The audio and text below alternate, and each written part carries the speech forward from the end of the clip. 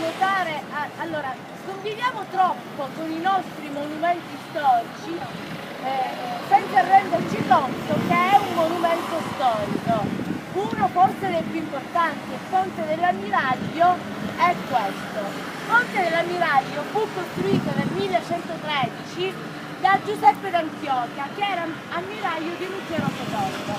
Perché la grandezza di questo ponte? Innanzitutto è uno dei ponti in pietra rimasta dopo l'impero romano.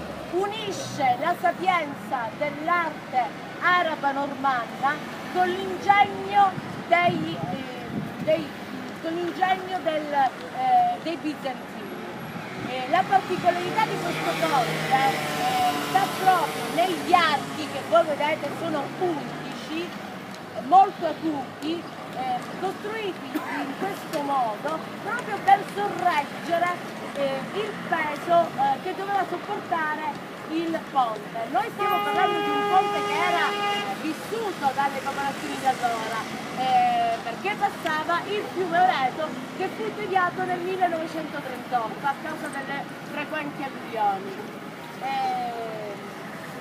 Oltre agli 11 archi, da qui la sapienza delle maestranze arabe normanne, la presenza dei piccoli archi che